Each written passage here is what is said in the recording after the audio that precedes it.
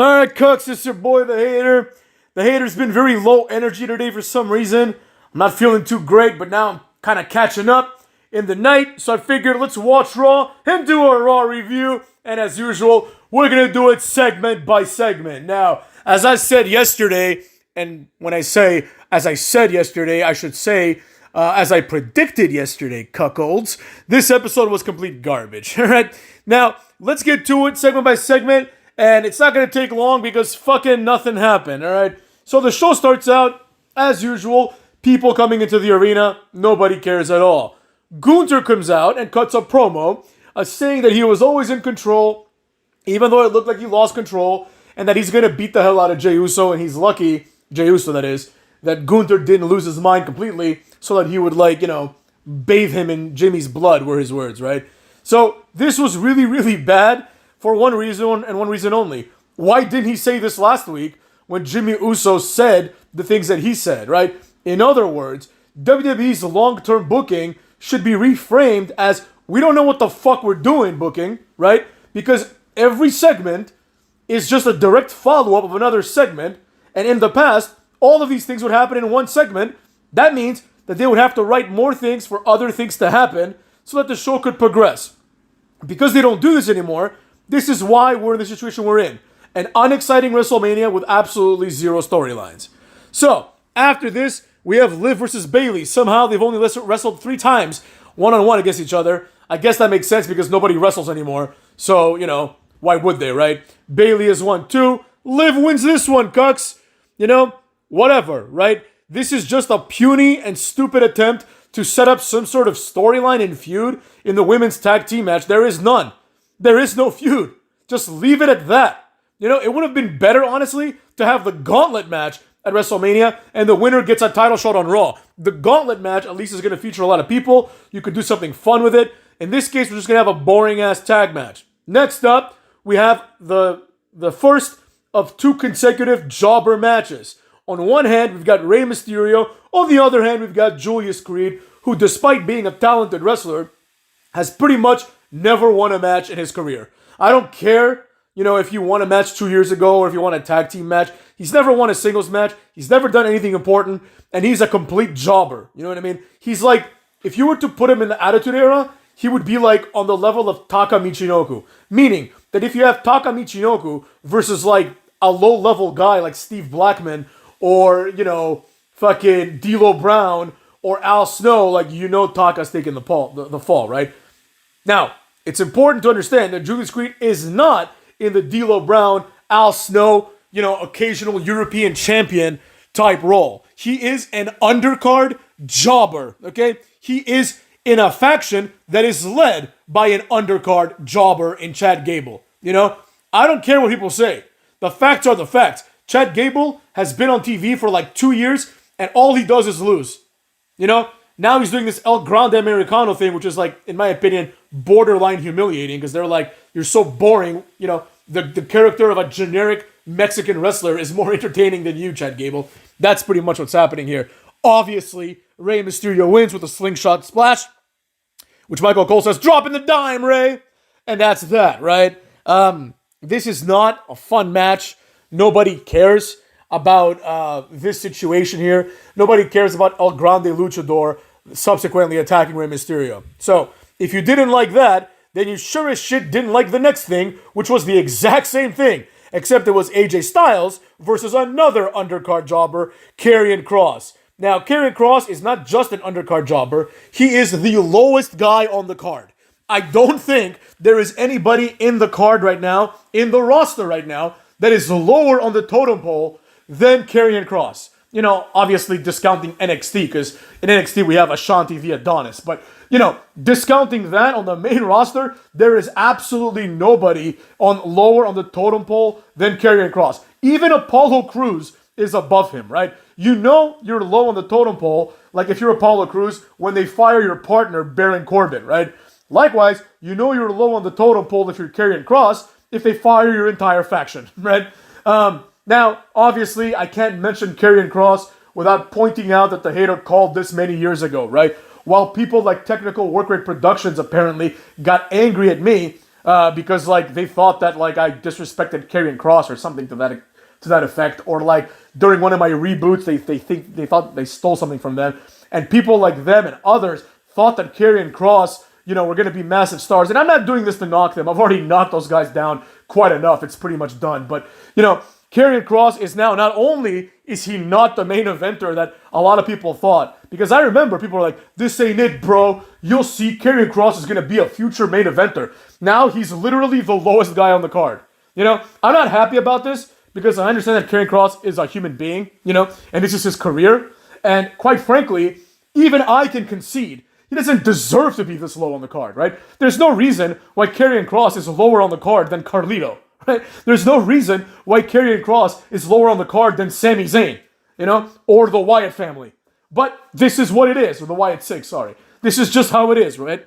So, obviously, Karrion Kross, the guy who hasn't had a match in like 6 months, and who hasn't won a match, he's won like one match in the last like 5 years. Obviously, he's going to lose to AJ Styles, the former world champion, who has a WrestleMania match. It's the same thing as the last match. Same exact thing, motherfuckers. Rey Mysterio, a multiple-time world champion, wrestling a guy who has accomplished nothing, right? A complete jobber in Julius Creed and a complete jobber in Karrion Kross. This is almost disrespectful to our intelligence. It's like, oh, we're going to have a match and it's going to be competitive. On one side, you have a multiple-time world champion, a bona fide legend, Rey Mysterio. You could say the same things about AJ Styles, multiple-time world champion, bona fide legend. On the other side, you have literally people that have not won anything on the main roster. I'm not even talking about titles at this point. They haven't even won matches on the main roster, Like, these guys are like 1 and like 38 on the main roster each. But anyways, obviously, AJ Styles wins. Phenomenal forearm. What happens next? Well, Logan Paul comes out and wow, who could have predicted this? Once again, the same thing happens. The same way that El Grande Americano attacked Rey Mysterio, Logan Paul attacked AJ Styles. You're going to get the same segment twice, you're going to like it, and you're going to shut it. All right? That's what WWE is telling you. Logan Paul punches AJ Styles, hits the pulverizer, which is the best move in wrestling right now. I actually saw someone talk about it. They're like, oh, Logan Paul stole this from like Katsukara, like Fafaruki in like Pro Wrestling Jobber Japan, right? I was like, first of all, nobody knows who the fuck that guy is. Logan Paul almost certainly does it better, right? And it doesn't matter because nobody cares about New Japan or whatever the fuck indie promotion. Like, imagine being an indie promotion in Japan. It's bad enough to be like in New Japan, but there's like lower promotions than New Japan. It's just like people that like get like a show of 2 people. The hater gets more viewers than them. Anyways, it is what it is. That's what happened. Then Jey Uso comes out, right? And he does this whole yeet shtick, and he basically says that he will beat Gunther. Then he goes off of the logic of the show. He steers completely off the road, and he says that Gunther is scared. Whoa. How did this happen? There is absolutely zero evidence that Gunther is afraid of Jey Uso. Number 1, he towers over Jey Uso. Number 2, he's much stronger and more athletic than Jey Uso. Number 3, Jey Uso is kind of fat. Number 4, Jey Uso has never beaten Gunther. Number 5, Gunther has beaten Jey Uso multiple times. Number 6, Gunther destroyed his twin. Like, just whooped his ass thoroughly, right? And, it doesn't get any closer than twins. In terms of, like, if I can beat Jimmy, why can't I beat Jay, right? Like, they should be presented as being almost equals, right? There's no reason, even in logic or kayfabe, why Jimmy Uso would be much worse than Jay, right? Like, you could make the argument for Edge versus Christian or Jeff versus Matt Hardy or Bubba versus Devon because they're different wrestlers with different moves. But these guys literally have the same moves. They look exactly the same because they're twins. They're both equally chubby, right? And both of them have no personality. Well, Jey Uso does a little bit. That's why he's getting the spot. But, in kayfabe, it makes no sense. Like, if Gunther's going to run through Jimmy Uso like he did, right? He should maybe have a little bit of trouble against Jey Uso, but Jey Uso should not have a chance in hell. Furthermore, why would Gunther be scared of him? The entire storyline has been Jey Uso is a klutz who is afraid of Gunther. So now all of a sudden Jey Uso thinks that because he decided to say I'm not scared, that Gunther's scared? None of that makes any sense. In the earlier Gunther promo, Michael Cole and Pat McAfee are like, oh, he said he didn't lose his mind, but he clearly was a little bit unhinged. Like, shut the fuck up, like, stop trying to make a story where there isn't one, So Jey Uso basically says, I'm going to win, and then dances with the crowd, right? Again, last week's Jey Uso promo, this week's Gunther promo, and this week's Jey Uso promo should have been one promo, right? It should have been, I'm not scared. Gunther then says, doesn't matter, I'm going to beat your ass anyways. And then Jey Uso says, no, you're not, I'm going to win. And dances with the crowd. That should be one promo, you know? But instead, it's not only over 2 weeks, but it's 3 promos. Like, why didn't this happen with Jey Uso there? Why didn't Jey Uso appear right after Gunther? You understand what I'm saying, Cuts? Anyways, there's absolutely no way to put logic behind what's happening here, so we have to just go with what happened, right? It didn't make any sense. Clearly, the answer, the non-kayfabe answer is they have nothing to do, right? They don't have the ability to book a solid, segment even, let alone a WrestleMania. They can't even book a segment. And they sure as shit can't book a feud if they can't book a segment. And the obvious answer is they decided to make these 3 segments so they didn't have to do any more work, right? And that's the problem. The laziness of WWE, which they frame as long-term booking, is just laziness. It's just like, they're like, let's take 3 promos, divide them by 3, and then put ads around them, and then people will just watch, right? And the viewership keeps going down and down. Anyways, after this, we see an interview with Braun Strowman that quickly gets turned into an ambush when Judgment Day beats his ass. So right after this, we've got Finn Balor versus Penta, so everyone's probably seeing where this is going to end up. So then we start going there, and that goes down the way it did. And basically, we find ourselves in a situation where, the match starts, but, you have this, feeling that the match is going to get interrupted by Braun Breaker at some point, right? So, the match is completely useless as a direct result of that. So anyways, with all that being said, cuckwads, the way that goes down is rather quite simple, right? Braun Breaker comes, spears all of Judgment Day. Penta hits a few moves on him. He does a head scissors that he completely botches. Penta just botches moves all the time, just slow it down a little bit, bro. You're not as good as you think. Yeah. So he botches it, which of course prompts Michael Cole to say, he didn't get all of it, right? Which is Michael Cole's classic line when someone botches. Cole's like, he didn't get all of it. Just don't say anything, bro. We clearly saw that the move was a botch, And also, there's this little rant that I saw from some wrestler. He's like, everyone botches in their job, and for some reason, we have to answer for it. Shut the fuck up, you know what I mean? Enough. You're already in a fake sport that you want me to take seriously. You know what I mean? Like these purist wrestlers, they're like, well, it's a real thing. It's like, bro, if you're gonna treat it as real, I'm gonna the same way that I'm gonna call out Tom Brady for throwing an interception, I'm gonna call you out for not being able to do your shit. And the Tom Brady thing, there's so many moving parts. Like some free safety or linebacker getting an interception, there's that guy doing it too. Here is just one person fucking it up. Also, I should note that Michael Cole says, what about them apples? Stealing from the hater. You understand me, motherfucks? So that happened. Also, I did put a note here that during the AJ Styles Karrion Kross match, I forgot to mention this, but it was funny. Karrion Kross does a clear Death Valley driver, and Cole says, he went for the final prayer. It's like, Cole doesn't even know what the Death Valley driver is. It's like, he has no idea what's going on in this company, He's complete shit, and the argument that, Michael Cole's having fun now, guys, is stupid. It was much better with Vince in his ear, and now we know why Vince was in his ear. Because he doesn't know anything, motherfucks. He doesn't know anything. He just says wrong shit all the time. He's completely terrible at his job at this point. Right? He was so much better when Vince was in his ear. In fact, I would argue that Michael Cole was one of the best announcers ever when Vince was in his ear, just because of the fact that it takes a lot to be able to do that. It takes a lot to be able to perform that job while you have another man talking in your ear the whole time.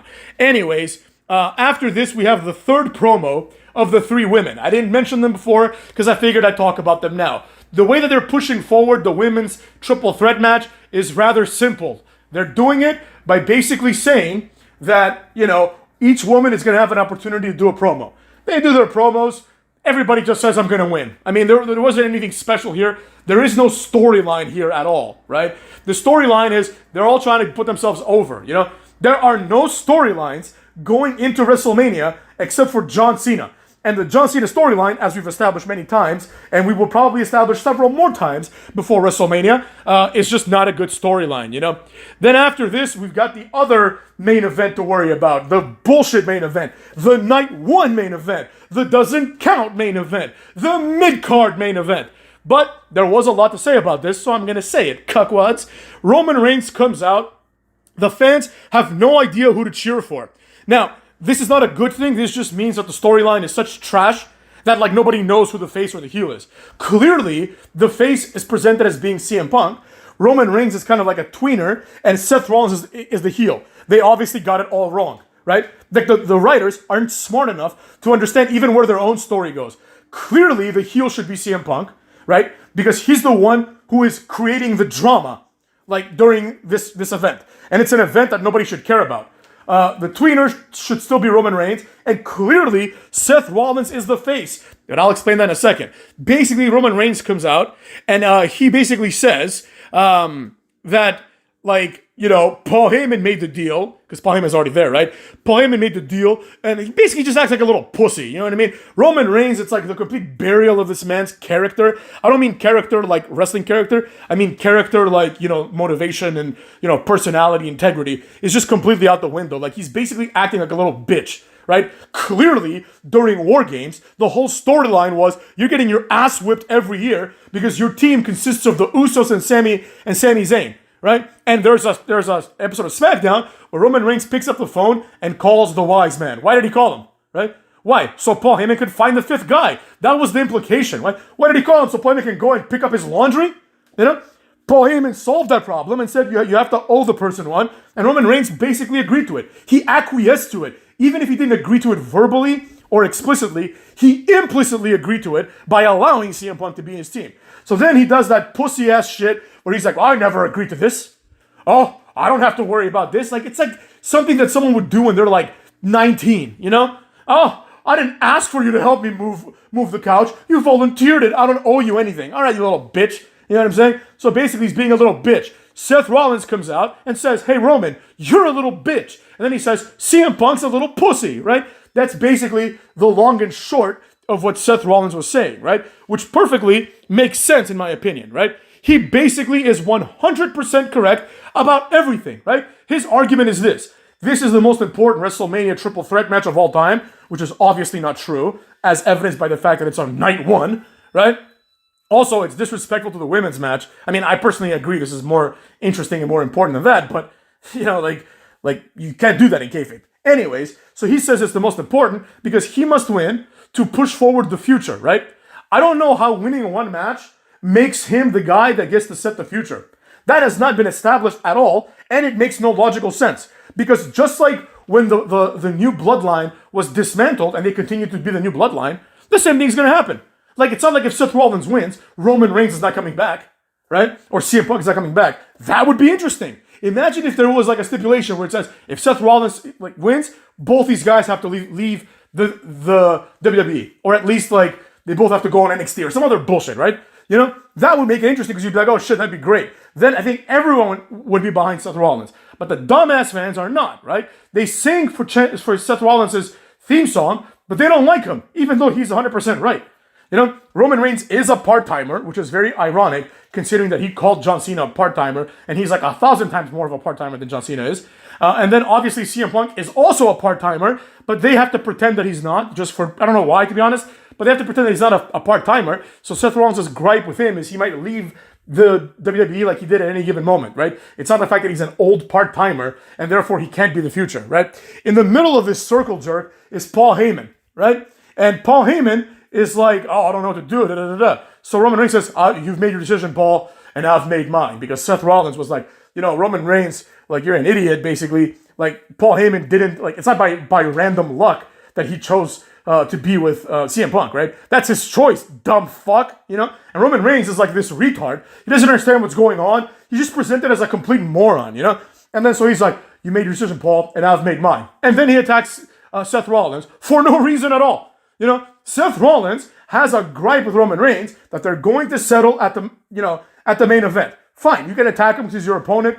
That's, you know, reasonable wrestling logic, but it doesn't follow what he said. He's like, I've made up my mind. Then he hits Seth Rollins. Yeah, we know you're going to wrestle Seth Rollins. Like, you didn't make up your mind about that. The match has already been set, dumb fuck. Like, Roman Reigns is so stupid, man. They present him as being this complete moron, which honestly, he plays so well that it leads me to believe that he must be a real moron in real life. Like, he's probably like, what do I say now? And they're like, say this, Roman. And he just says it. And then, you know, it is what it is. Then CM Punk comes out. to save Paul Heyman, right? This leads to him beating up Roman Reigns beating him up, Seth Rollins hitting Roman with a chair to the back, which they automatically connected the Shield situation from back in the day. It's just a chair shot, bro. Like, it ain't that deep. But anyways, then Rollins does some stomps, and he is the one that's left standing while Paul Heyman is overacting and pretending like the end of the world is here, right? So in my personal opinion, this feud is complete shit. This storyline is garbage, right? And the reason why it's garbage, in my personal opinion, that is, motherfucks, is for one reason and one reason only. And that reason is very, very obvious, right? All of Seth Rollins' criticisms about this storyline have not been addressed at all, right? Seth Rollins comes out, makes a very solid point. Roman Reigns was like, bang, punch, right? Okay, great. You don't even want to advance the storyline. You just want to punch this guy in the head. So why do we even need the storyline, right? Seth Rollins has made correct points. He said that under Roman's care, right, under being a subordinate of the tribal chief, he got his ass beat basically for the first time ever, right? Like, since he, started with Lesnar, right? He's never gotten his ass beat unless it was by Lesnar or right now, in this context, by Solo Sikoa and friends, right? And this was like the most savage of the ass beatings. He's also like almost 60, so it's a little bit different, right? So he got his ass beat. I'm sure Cena AA'd him once or twice. I know some of you are like, wait a second. On this episode of Raw, like, shut up. You know what I'm saying, right? So the point is, like, Seth Rollins says, yo, you get your ass beat by Solo Sikoa, that's like the end. That's the cumulative point of everything else that happened to you, right? They treated you like shit, when you were in the bloodline, and shortly when you were in the new bloodline, right? So in kayfabe, Paul Heyman's loyalty to Roman Reigns is retarded, right? He is a moron for being loyal to Roman Reigns, who clearly doesn't give a shit about him as he pie faces him during this segment, right?